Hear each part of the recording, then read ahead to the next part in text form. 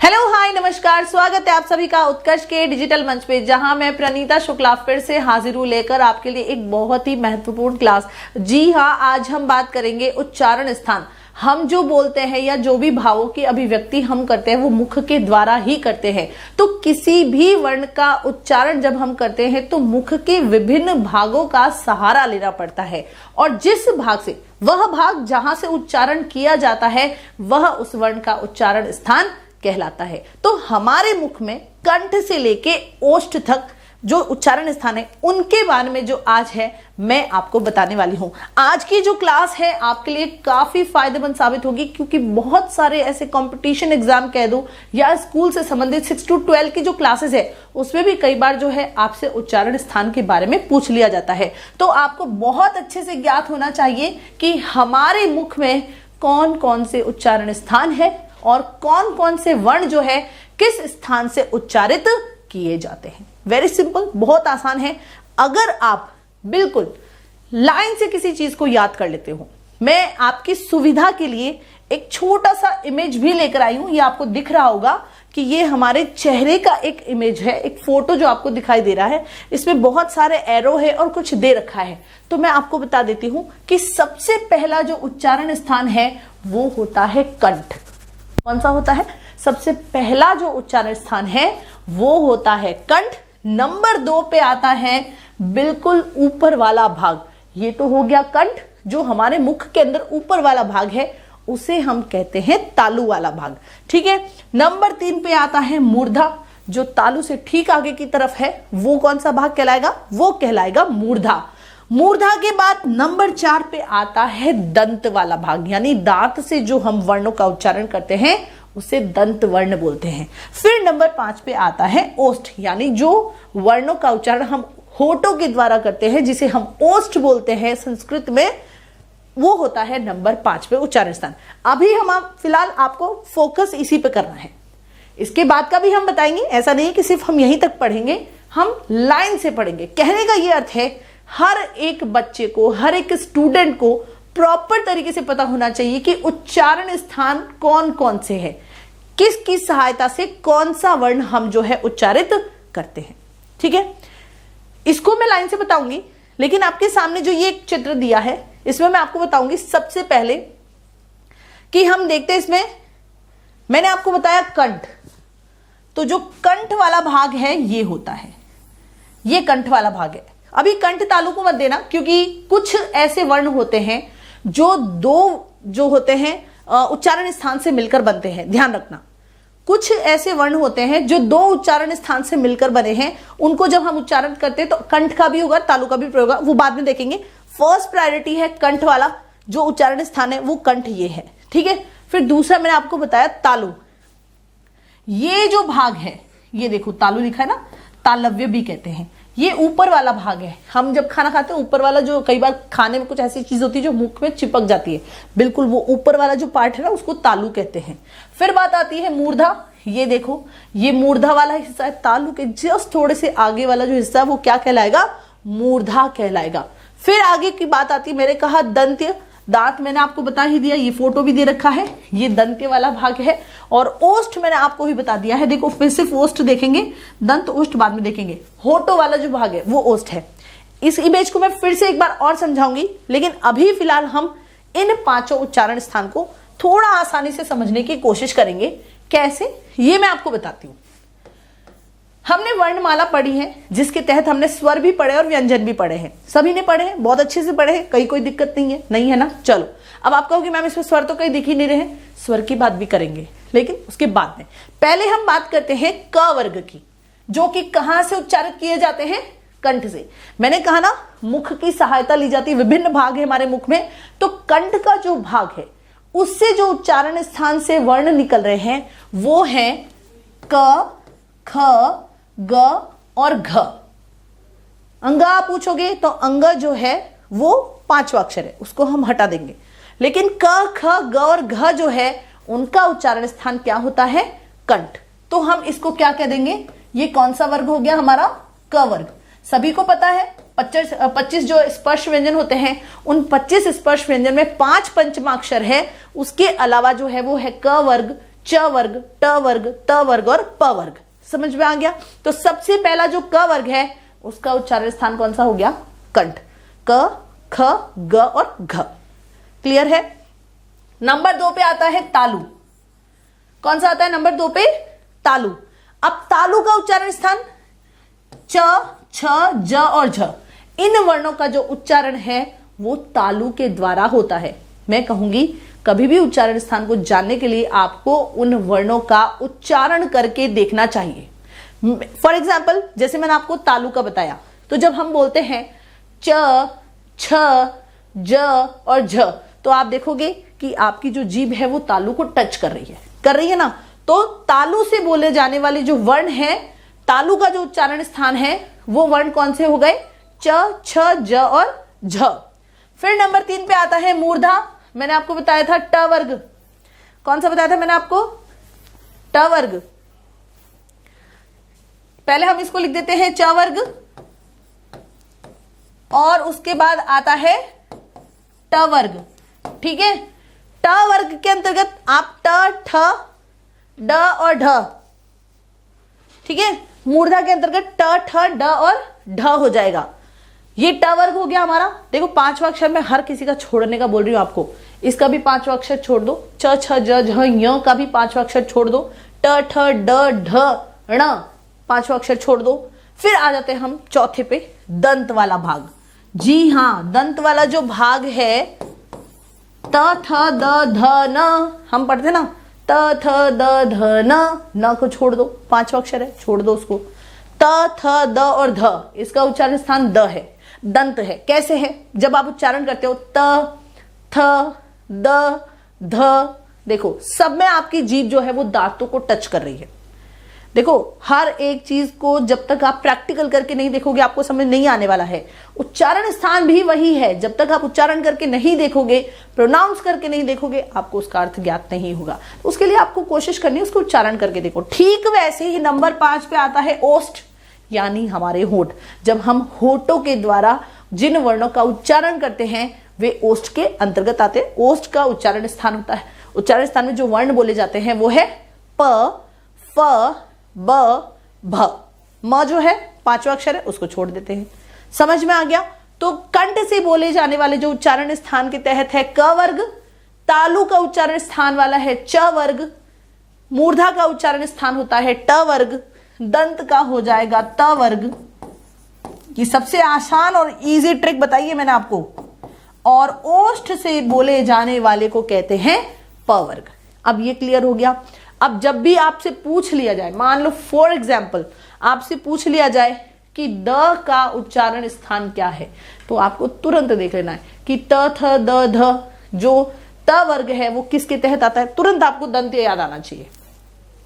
इस तरीके से याद करोगे, क्योंकि देखो आप व्यंजन जब पढ़ते हो इसी सीक्वेंस में पढ़ते हो, इसी क्रम में आप व्यंजन पढ़ते हो, तो जब आप इसी क्रम में व्यंजन आपको याद होंगे तो ये बहुत आसान हो जाएगा आपको उच्चारण स्थान बताना। उच्चारण स्थान बहुत इजीली बता पाओगे। मान लो आपको जब ये सीरीज याद है, एक पे कंठ है, दूसरे पे तालु है, तीसरे पे मूर्धा है, चौथे पे दंत है और 5वें पे ओष्ठ है। अगर आपको सीक्वेंस याद है तो क, च, ट, त, प ये वर्ग आपको याद है, तो आप 1 सेकंड में बता सकते हो कि इसका उच्चारण स्थान क्या होगा। हो गया ये आसान।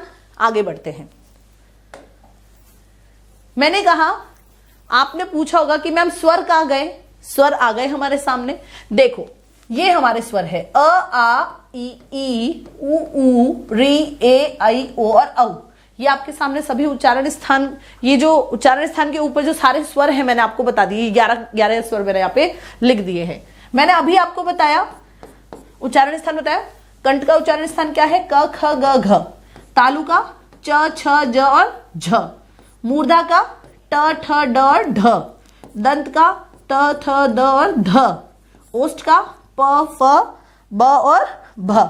इसको बी को ब कर देते हैं अपन, ठीक है, ये लीजिए, ठीक है। तो ये होगा इसके उच्चारण स्थान। अब आप कहोगे कि इन स्वरों का उच्चारण स्थान क्या है? क्वेश्चन मार्क तो आएगा ना भाई। अ और आ का उच्चारण स्थान क्या है? ई और ई का उच्चारण स्थान क्या है? उ और ऊ का उच्चारण स्थान क्या है? री का उच्चारण स्थान क्या है? ए, आई, औ और औ इनका उच्चारण स्थान क्या है? बिल्कुल, इसके बारे में भी बताऊंगी, डरने की कोई जरूरत नहीं है। सबसे पहला आता है अ और आ। स्वर के अंतर्गत सबसे पहले दो स्वर जो है अ और आ, इनका जो उच्चारण स्थान है वो क्या है? कंठ। अ और आ जो है वो भी कंठ के माध्यम से ही बोले जाते हैं। इसके लिए एक सूत्र भी चलता है, अकुह विसर्जनीयानाम कंठः।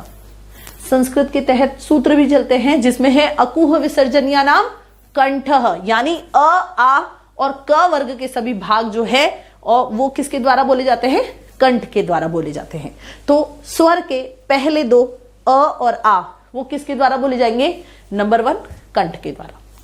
क्लियर हो गया? फिर आ जाता आपके ई और ई, छोटी ई और बड़ी ई। तो वो जो है नंबर 2 तालु से बोले जाते हैं। ये मैंने इसके सामने भी लिख दिया है, ईचू यशाणाम तालु।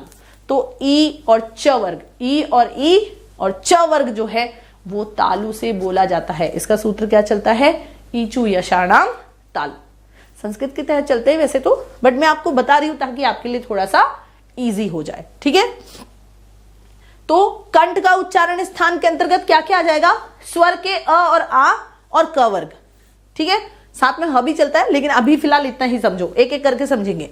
फिर आता है तालु, तो ई और च वर्ग पूरा, पंचमा अक्षर को छोड़कर, पांचवा अक्षर नहीं इस्तेमाल करना है। ठीक है, फिर आता है मूर्धा।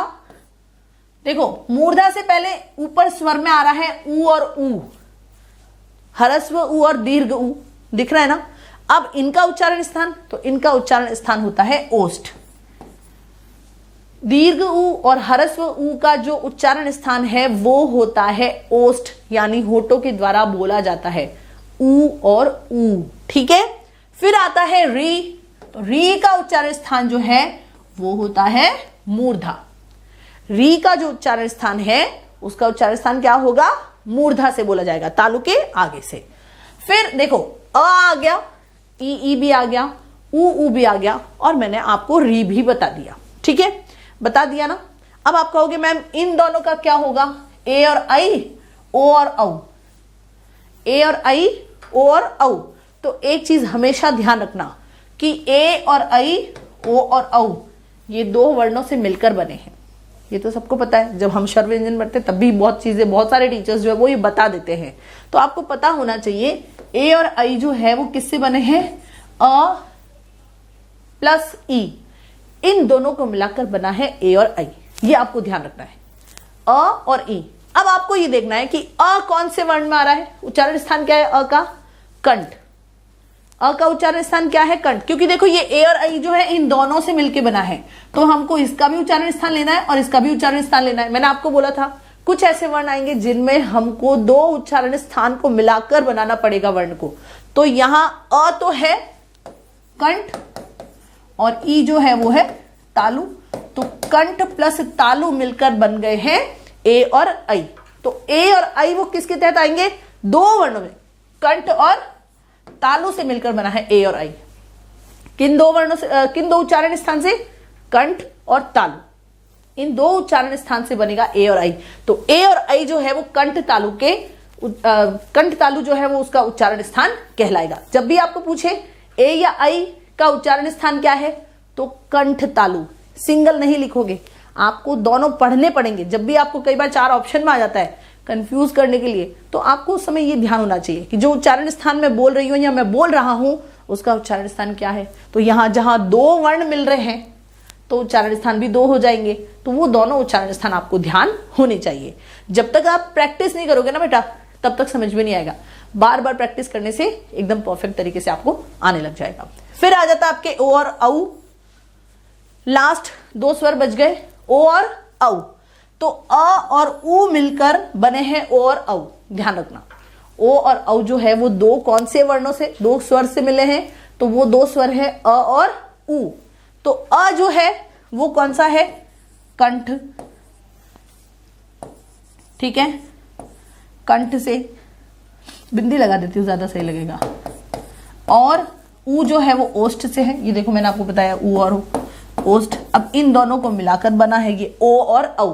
तो अगर यदि आपसे पूछ लिया जाता है एग्जाम में कि ओ या फिर औ, दोनों में से कोई एक वर्ण चुनेंगे और आपसे पूछेंगे कि कौन सा उच्चारण स्थान है, तो आपको तो पहले देखना है कि किन दो वर्णों से मिलकर बना है। तो अ और उ लिखा, सबसे पहले अ देखो, अ का उच्चारण स्थान क्या है कि कंठ है, ठीक है।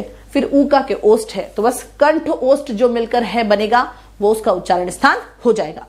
कोई भी चीज को करो अच्छी तरीके से सोच समझ कर करते हो तो आप उसका सही आंसर करके आते हो, ठीक है।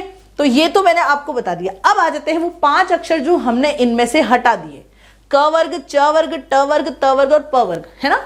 क ख ग घ ङ, च छ ज झ ञ, ट ठ ड ढ ण, त थ द ध न, प फ ब भ म। तो ये 5 अक्षर यहां आ गए, जिन्हें हम किस नाम से जानते हैं? पंचमाक्षर। स्पर्श व्यंजन के तहत टोटल 25 वर्ण होते हैं। उन 25 वर्णों में जो पीछे के 5 अक्षर है उन्हें हम पंचमाक्षर कहते हैं। हर वर्ग का 5वां अक्षर पंचमाक्षर होता है, ठीक है। फॉर एग्जाम्पल ग, ञ, ण, न तथा म, ये सभी 5वें अक्षर जो है वो नासिका से बोले जाते हैं। तो इन 5 अक्षरों के बारे में कभी पूछ ले कि इनका उच्चारण स्थान क्या है, तो सीधा आ जाएगा नासिका। सबसे आसान है। मान लो आपके सामने ये वर्ण आ गया, है ना, च छ ज झ य जो वर्ण है, य का उच्चारण स्थान क्या है? सीधा आ जाएगा नासिका। म का उच्चारण स्थान क्या है? नासिका। न का उच्चारण स्थान क्या है? नासिका। मतलब ये आपको 5 अक्षर याद रखने हैं। प्रत्येक वर्ग का 5वां अक्षर पंचमाक्षर है और उन पंचमाक्षर का जो उच्चारण स्थान है वो नासिका होगा। क्लियर है? ये मैंने आपको बहुत अच्छे से समझा दिया है। उच्चारण स्थान को एक बार फिर से थोड़ा सा बैक आएंगे। कुछ जैसे मैंने आपको बताया, उच्चारण स्थान जो है वो 2 वर्णों से मिलकर जो है 2 उच्चारण स्थान मिलकर तब आपको पता चलता है कि उसका उच्चारण स्थान क्या है। ये देखो नासिकीय मैंने आपको भी बताया। ये देखो 5 अक्षर। अनुस्वार जो है वो भी नासिका से, वो तो पहले से ही पता है, अनुस्वार तो हमेशा नासिका से ही बोला जाता है। और सभी पंचमाक्षर जो है वो भी नासिका के द्वारा बोले जाते हैं। उसके अलावा दंत मूल जो है वो र ल में हो जाएगा। त वर्ग और स जो है वो भी दंत से ही बोला जाता है। स जो है त वर्ग के अलावा स जो है वो भी किसके द्वारा बोला जाता है? दंत के द्वारा। वकारस्य दंतोष्ठम, वह शब्द का जो उच्चारण है वो हम 2 से करते हैं, दंत और ओष्ठ। वकारस्य दंतोष्ठम यानी दंत और ओष्ठ से वह जो उच्चारण हो रहा है वो 2 से हो रहा है। दांत से भी हो रहा है और ओष्ठ से भी हो रहा है। फिर मैंने आपको ओष्ठ वाले बता ही दिए हैं, प वर्ग और उ और दीर्घ उ। कंठ तालु, ए और आई वाला भी बता दिया है, तालु वाला भी बता दिया है। च वर्ग ई, य और श भी जो है वो तालु के द्वारा ही बोले जाते हैं। ई और ई भी बता दिया मैंने, च वर्ग भी बता दिया। अब य र ल व स श श ह क्षत्रज्ञ, तो क्षत्रज्ञ श तो ये संयुक्त अक्षर हो गए, उनको छोड़ दो। उसके अलावा य वर्ण जो है वो इसमें आएगा। र और ल मैंने आपको दंत मूल में बता दिया आपको, ठीक है। फिर मूर्धा के अंतर्गत री, ट वर्ग और षटकोण वाला श जो है वो मूर्धा के अंतर्गत बोला जाता है। यानी लगभग जो है मैंने सारे ही उच्चारण स्थान आपको बहुत अच्छे से एक्सप्लेन कर दिए हैं। अब आ जाती है बात हमारे क्रैश कोर्स की। जी हाँ, आप सभी स्टूडेंट्स के लिए 6 to 10 के जितने भी स्टूडेंट हैं उन सभी स्टूडेंट्स के लिए रैपिड रिवीजन क्रैश कोर्स के रूप में लेके आ रहे हैं। थ्योरी प्लस प्रैक्टिकल दोनों होगा, थ्योरी भी होगा प्रैक्टिकल भी होगा। 6 to 10 के लिए मात्र 999 में। भाई साहब बिल्कुल भी देर मत करो, ये ऑफर ना अर्ली बर्ड डिस्काउंट वाला सिर्फ 30 नवंबर तक अवेलेबल है। जल्दी से जाओ और इस कोर्स को परचेज करो, बिकॉज इसमें आपको बहुत सारा फायदा मिलने वाला है। रैपिड रिवीजन हो जाएगा और एग्जाम बहुत नजदीक है आपके, तो इस चीज में बिल्कुल भी लापरवाही नहीं करनी है। तो जल्दी से जाओ। उत्कर्ष ऐप के ऑनलाइन कोर्सेज ई मित्र, आपको ये सभी में अगर आप यहां से खरीदते हो ना ई मित्र से, तो आपको 10% का एक्स्ट्रा डिस्काउंट भी मिलता है। तो बिल्कुल लेट मत करो, जल्दी जाओ, उत्कर्ष ऐप डाउनलोड करो और इस कोर्स को जल्दी से परचेज करो। फिर से मिलते हैं, तब तक बने रहिए मेरे साथ। आप सभी का बहुत बहुत शुक्रिया। Bye bye, see you again.